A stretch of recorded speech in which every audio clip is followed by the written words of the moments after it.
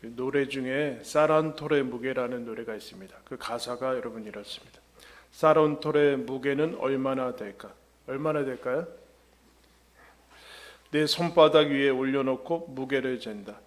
바람과 천둥과 비와 햇살과 외로운 별빛도 그 안에 스쳤네. 농부의 새벽도 그 안에 숨었네. 나락 하늘 속에 우주가 들었네. 버려진 사란톨 우주의 무게를, 사란톨의 무게를 재어본다. 세상의 노래가 그 안에 울리네. 사란톨의 무게는 생명의 무게, 사란톨의 무게는 평화의 무게, 사란톨의 무게는 농부의 무게, 사란톨의 무게는 세월의 무게, 사란톨의 무게는 우주의 무게. 여러분, 사란톨의 그 무게, 사란톨이 이제 우리에게 오기 위해서는 뭐 아시다시피 수많은 사람들과 공정이 필요하죠.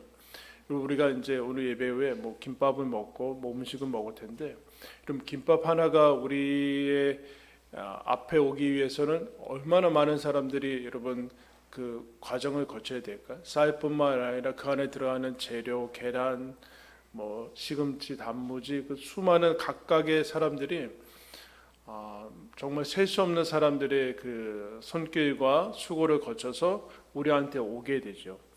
그런데 여러분, 그것은 뭐 몇천 원의 값이 매겨져 있죠. 근데 여러분, 그 값이 김밥의 가치는 아니죠.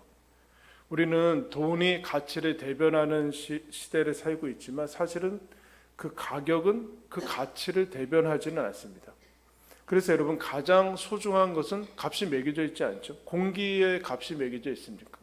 여러분, 가장 필요한 식료품이나 뭐 쌀이나 그런 물 같은 것은 뭐 가격이 매겨져 있지만 어느 이상 넘어갈 수는 없습니다.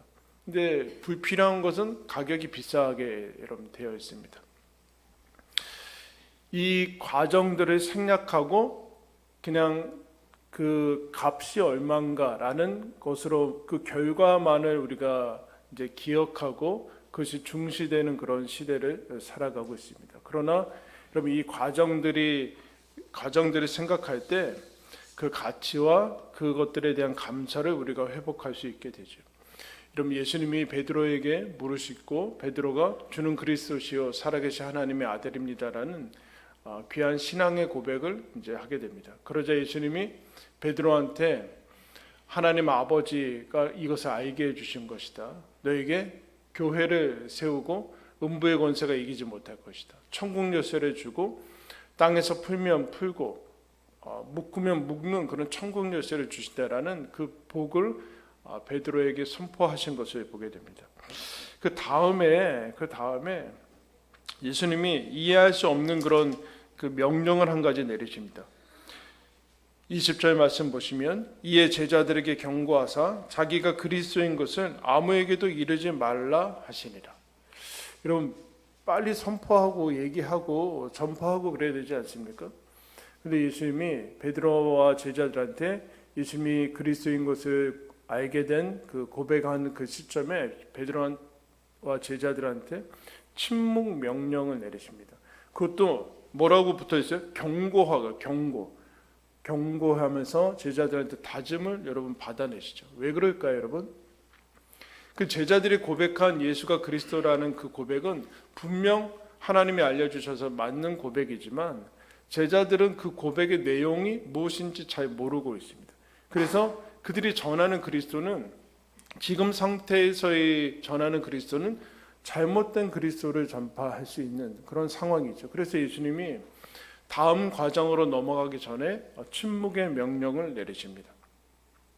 그 다음에 예수님이 21절에 보시면 이때로부터 예수 그리스도께서 자기가 예루살렘에 올라가 장로들과 대제사장들과 서기관들에게 많은 고난을 받고 죽임을 당하고 제3일에 살아나야 할 것을 제자들에게 뭐라고 그래요? 비로소 나타내셨다. 이제 드디어 본격적인 그리스도가 누구인지를 나타내시는 그런 장면이 나와 있습니다. 그 앞에도 여러분 산상수훈이 있었고 오병이어의 기적이 있었고 죽은 자가 살아나고 여러분 앞을 못 보는 사람들이 눈을 보고 불치병들이 낫고 귀신이 물러가고 하는 수많은 기적들과 그런 모습들을 여러분 보게 됐습니다. 그런데 예수님이 신앙 고백 이후에 그리스도가 어떤 모습으로 나와야 되는지에 대해서 본격적으로 여러분 가르칩니다. 그 앞에 것도 맞는 모습이지만 그것으로는 안 된다라는 거죠. 그럼 베드로가 예수 그리스도에 대한 고백을 한 다음에 어떻게 천국 열쇠를 주시고 하나님께서 세상이 이기지 못하는 권세를 주시고 하나님 자녀가 되는 그 은혜를 주시는 거, 이게 어떻게 베드로한테 올 수 있을까? 그 고백과 이 복이 어떻게 주어지는가? 그야말로 말 한번 잘해가지고 그 복이 얻어지는가라고 얘기할 수 있지만 그렇지 않고 어떻게 그 복이 베드로와 신앙을 가진 사람들에게 주어지는가? 그 과정이 무엇인가를 얘기를 하고 있어요. 그 과정. 어떻게 그 예수를 믿게 될 뿐만 아니라 믿은 다음에 복이 우리들한테 주어지는가? 그냥 하늘에서 뚝 떨어지던가 기적으로 되어지던가 그렇지 않고 과정이 있다. 중간에 과정이 있고 이것을 반드시 거쳐야 되는 과정인데 그것이 무엇인가? 십자가의 길이라고 얘기하고 있어요. 예수님이 예루살렘에 올라가서 천하를 호령하는 그 성자 하나님이 모든 것을 평정하고 그런 것이 아니라 그 당시에 모든 그 하나님의 사역들을 맡은 사람들에게 고난을 받고 결국에는 죽임을 당하고 제3일에 살아나야 한다라는 것을 비로소 가르칩니다. 근데 여러분 베드로와 제자들의 그 이제 행동을 보면은 제3일에 살아나야 한다는 것은 부활하시기 전까지는 무슨 소리인지 못 알아들어요.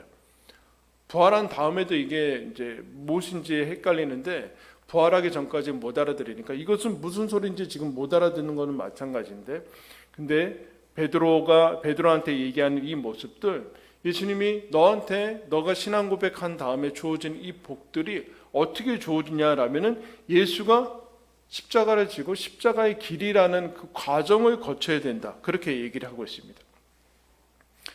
예수님 때문에 너가 고백한 그 고백이 아무것도 너는 보탠 것이 없지만 그러나 그것이 이루어지기 위해서는 예수 그리스도의 십자가와 예수 그리스도의 죽음이라는 대가가 치러져야 된다. 그냥 되어지는 것 아니다. 그냥 말로 짠하던가 앞에서처럼 기적으로 그냥 너희 죄가 없어진다던가 죽음이 없어지고 사망에 이르지 않고 부활에 이르던가 라는 식으로는 되지 않는다.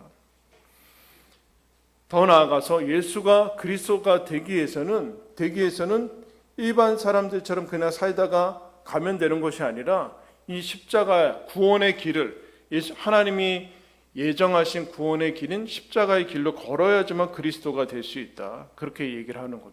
그 다음에 부활에 여러분 이르게 되는 것이죠.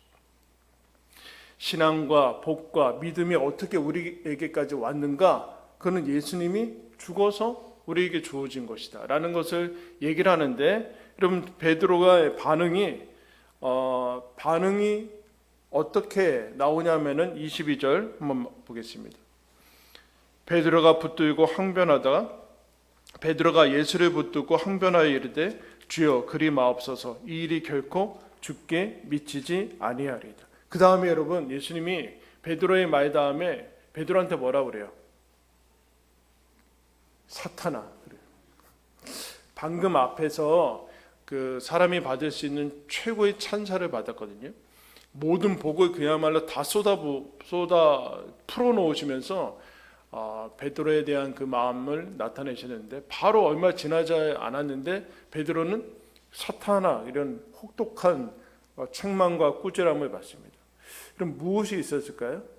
왜 이런 일이 있었는가 라면은 베드로가 예수님을 붙들고 항변하고 하고 있습니다. 예수님이 죽는다고 하니까 이 일이 결코 일어나지 않을 것입니다. 예수님을 막아서는 것이죠.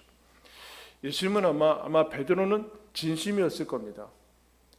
내가 섬기는 주님에게 그 죽음이 이르는 것을 막고 어떻게 보면 단호하고 비장함도 있고 장렬함도 있는 겁니다.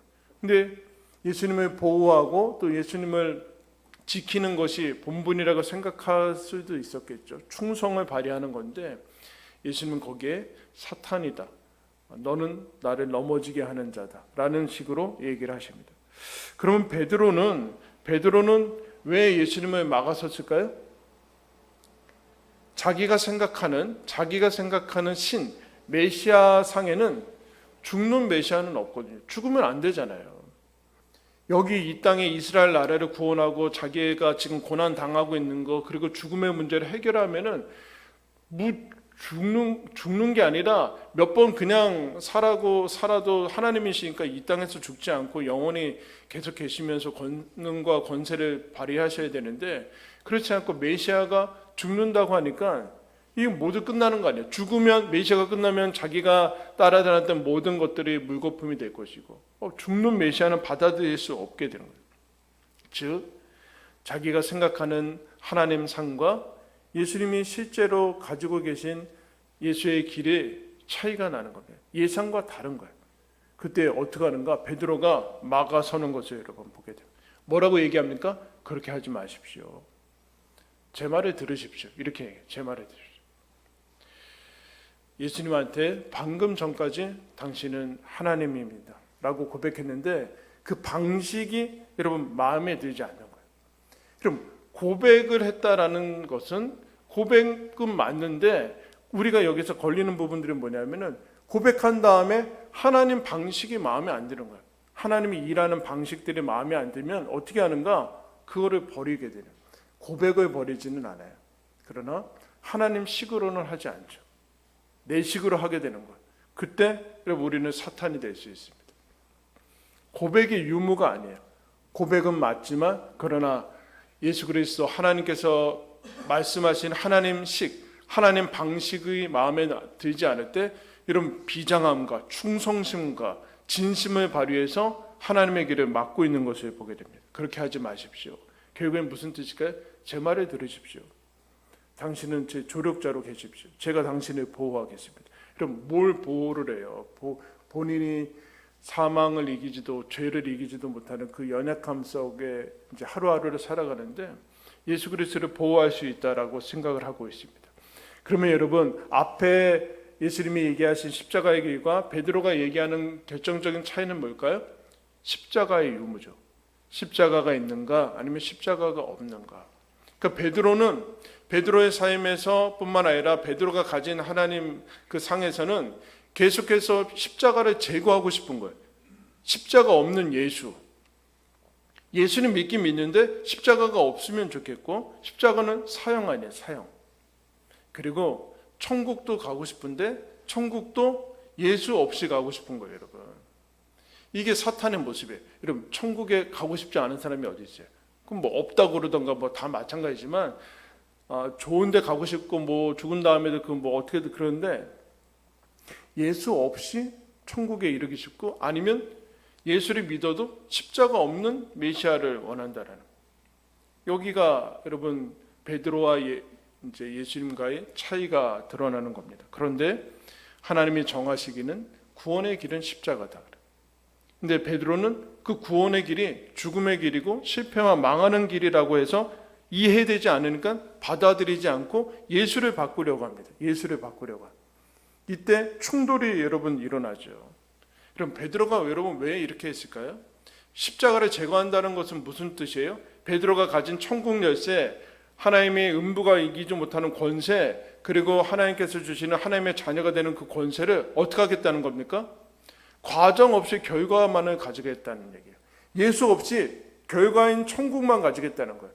예수를 믿지만 십자가 없는 예수, 그냥 부활, 그러니까 십자가 없는 부활, 이 영광을 가지겠다는 거예요. 그러니까 과정은 없이, 십자가 없이 결과만을 추구하겠다라는, 여러분 여기에 사탄이 있습니다. 여러분, 결과, 정당한 과정과 그 노력과 그 이제 애씀이 없이 어떤 결과만을 추구할 때 우리는 그 정도를 벗어나게 돼요, 여러분. 정도를 벗어나게 되어 있어요. 그럼 베드로는 무슨 죄를 짓지 않았어요, 지금. 무슨 윤리도덕적인 죄를 짓지 않았다니까요. 근데 사탄아라는 얘기를 듣는 이유는, 신앙 고백을 한 사람이 바로 사탄이 되는 이유는 이런 과정을 제거할 때 그랬습니다.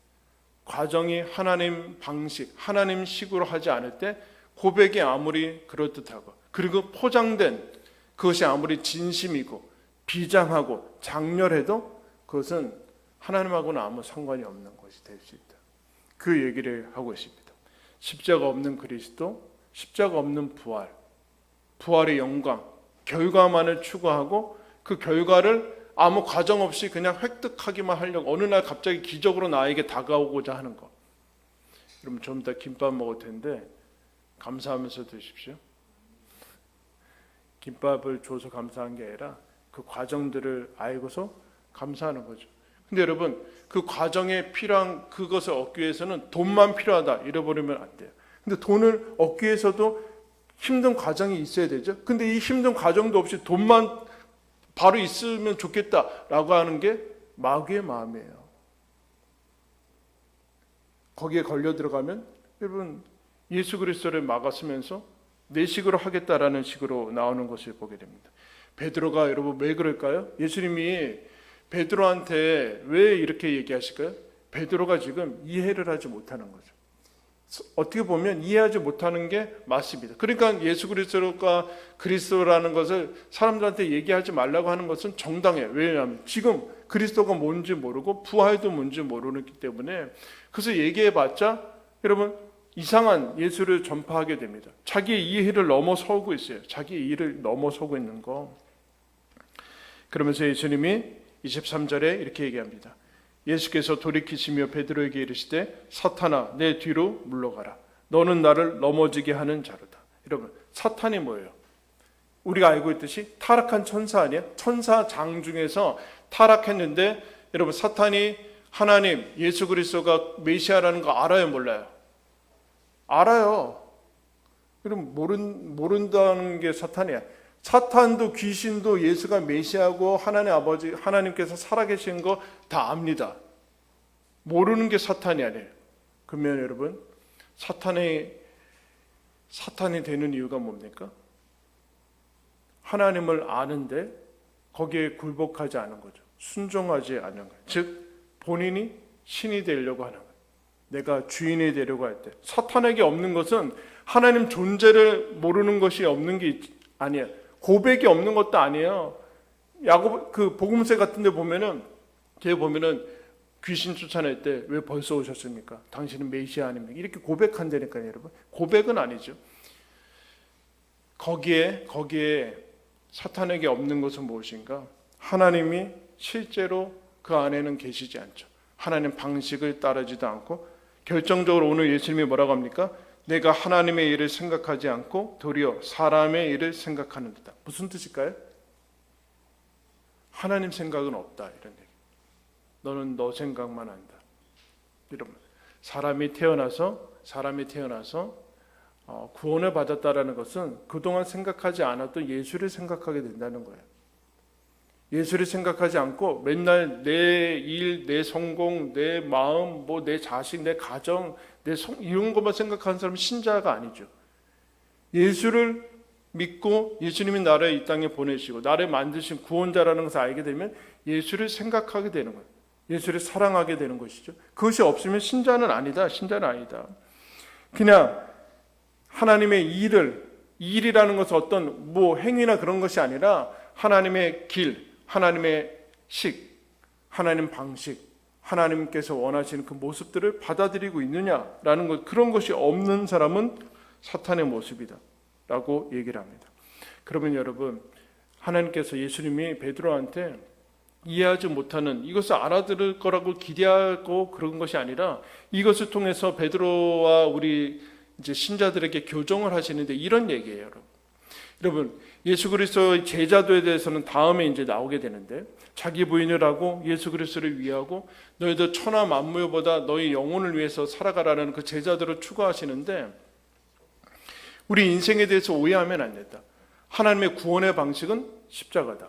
예수가 죽는 거다. 메시아가 죽는 거다. 너희들의 생각 속에는 없는 방식이고 길이다. 그 너희들의 삶은 어떠냐? 지금 길이라고 할 수 있고 그럴 수 있는데 그 길은 다 만만치 않은 길을 걷고 있다. 십자가 없는 예수, 십자가 없는 신을 추구한다라면은 모든 종교들이 그렇게 추구하지만 사실 그런 게 있냐? 없다. 믿음의 조상 아브라함이 여러분 모든 민족의 아비라고 했는데 하나님께서 자식을 주시지 않습니다. 이름을 바꿔주시던가 창피하게 모든 민족의 아비라고 해놓고서 자식도 안 주시고 100세 되셔야 이제 겨우 그 전에 이스마엘 낳았더니 아니라고 하고 100세 때 이제 이삭 낳아서 그러는데 이삭도 좀 있으니까 갖다 바치래요. 어떻게 합니까? 아브라함이 갖다가 바치죠, 바로. 그러니까 아브라함의 모습 속에서 나타나는 믿음이란 한번 따라할까요? 이해할 수 없는 하나님. 하나님 나를 부르셔서 천한 복을 주신다고 했는데 복으로 펼쳐지는 인생이 아닌 것 같은데 계속해서 마지막에도 이삭을 주셨다가 다시 바치래요. 근데 아브라함이 군더더기 없이 갖다가 번제로 바치게 되죠. 거기에서 이제 하나님을 알아가는 겁니다. 이해할 수 없어도 내가 다 이해할 수 있으면 하나님은 아니다. 그죠? 하나님이 이해할 수 있게 우리의 언어로, 인간으로, 그리고 우리가 알아들을 수 있는 수준으로 각자에게 말씀하세요. 그러나 그게 하나님의 전부는 아니에요. 우리는 인생을 한꺼번에 살지 않고 하루씩 살아갑니다. 하루씩 살아가요. 1년씩 살아가는 사람들도 아니라 하루씩 살아가고 인생 전체를 계획 가운데 하늘에서 내려보는 것처럼 살아가지 않아요. 내일 무슨 일이 생길지 모르고 하루하루를 살아요. 그러니까 우리는 우리 인생을 다 이해할 수 없어요. 근데 아브라함은 하나님의 명령에 하나님 식이 마음에 안 들죠. 아브라함이 인생에서 마음에 드는 게 뭐가 있었어요. 근데 갖다 바치라고 하고 근데 거기에 군더더기 없이 경외하는 모습을 봅니다. 이런 모세라는 사람이 어떤 사람이에요? 하나님을 위해서 열심을 부리고 비장하게 나왔는데 그때 모세가 한 것이 무엇입니까? 애굽 사람들을 이스라엘 편에 들어서 애굽 사람들을 왕자 됐을 때 이제 편에 들었는데 하나님이 도와주시지 않았어요. 그래서 광야로 쫓겨나요. 80년간 그렇게 거기서 80세에 묻혀가지고 있게 되죠. 그 나중에 모세가 이제 하나님께서 부르셔서 안 간다고 하잖아요. 안 간다고. 하나님 식이 마음에 들지 않는 거예요. 이해할 수 없는 거죠. 근데 갑니다. 근데 모세가 나중에 시편 90편에서 뭐라고 고백합니까? 유일하게 남긴 시에서 우리의 연수가 강건하면 70이고 80이라도 신속히 날아갑니다. 여러분 벌써 9월 달이에요. 올해 다 갔어요. 한 해 나이 한 살 줄었다고 그런데 벌써 한 해가 다 갔어요. 신속히 날아갑니다. 그러면서 이렇게 얘기해요. 모세같이 기적을 여러분 많이 모세만큼 기적을 행한 사람이 없어요. 하나님과 대면해서 본 사람도 없고 구약에. 근데 이렇게 얘기합니다. 신속히 날아갑니다. 그러면서 인생이 수고와 슬픔뿐이었습니다. 이렇게 얘기하고 있어요. 여러분 기쁨이 없었다는 뜻일까요? 그렇지 않죠. 슬픔과 수고가 많았다는 뜻이에요. 고난이 많았다는 뜻이에요. 고난이 없었다는 뜻이 아니에요. 근데 여러분 모세가 하나님께 충성하죠. 다윗은 여러분 뭐라고 하는지 아십니까? 시편 6편 6절에 뭐라고 내가 탄식함으로 말미암아 밤마다 눈물을 흘려가지고 내 침대를 눈물로 띄었다. 너무 과정법 아니에요? 눈물을 워낙 많이 흘려서 내 침대가 둥둥 떴대요. 밤마다 울어서. 바울은 여러분 아시죠? 하나님께서 우리를 만물의 찌꺼기같이 대우하신다.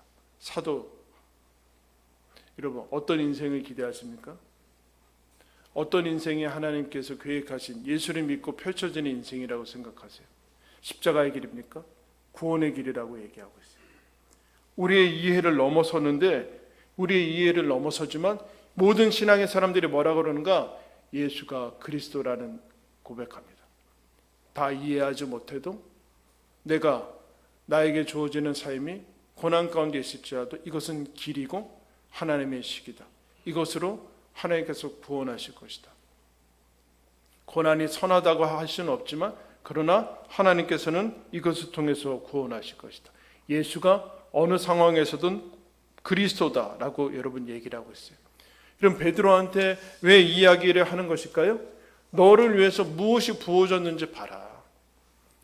어떤 대가가 치러졌는지 봐라. 하늘에서 팔짱 끼고 있는 신을 바라는 것이냐? 아니면 말 한마디에 너희 상황이 다 바뀌어서 아무거나 줄 수 있는 그런 신을 바라는 것이야. 거기에 구원은 없다. 거기에 구원은 없다. 거기는 사탄의 길밖에 없다. 사탄의 길. 리처드 크래쇼라는 17세기 사람이 값비싼 거래라는 글을 썼습니다. 주님, 사람이 무엇입니까? 어찌하여 인간 때문에 주께서 그토록 값비싼 대가를 치르셨습니까? 인간이 망한다 해서 주께서 이루실 것이 무엇입니까? 주님, 사람이 무엇이기에 아무것도 아닌 것을 그토록 비싼 값을 치르고 사셨습니까? 여러분, 우리의 고백이 복이 되고 영광이 되고 천국 열쇠가 주어지고 지금 인생을 걸어가는 그 길 가운데 고난과 슬픔과 탄식이 있을지라도 예수가 그리스도라고 경외하며 할 수 있는 이유는 예수 그리스도 성자 하나님이 우리를 위해서 그 값을 치르시고 그것이 우리 인생의 영혼에 부어졌기 때문에 그렇습니다. 그러므로 여러분, 어떤 어려움이 있고 슬픔과 탄식이 있어도 그것으로 하나님께서 구원하실 것입니다. 그것이 없는 인생이 아니라 그것이 있어도 상관없이 구원하실 것이고, 예수 그리스도가 죽어서 메시아가 되는 것처럼 우리 역시도 예수와 함께 따라하는 그 길 가운데 하나님께서 분명한 승리를 선포하실 것이고 함께하고 계시고, 너희들은 예수가 부어진, 예수가 너희들을 살리기 위해서 대가로 부어진 가장 소중한 존재고 그 하루하루를 살아가고 있다라고 말씀하고 있습니다. 여러분, 있는 그 자리에서 예수가 그리스도라고, 고난 가운데서도 예수님이 그리스도라고, 이해하지 못해도 주님을 신뢰합니다라는 거기가 여러분 믿음과 신자의 길입니다. 여러분, 하나님께서 우리 인생을 가지고 여러분 구원을 이루실 것입니다. 믿으시고 삶의 자리에서 승리하시는 저와 여러분들 되기를 예수님의 이름으로 축원합니다. 기도하겠습니다.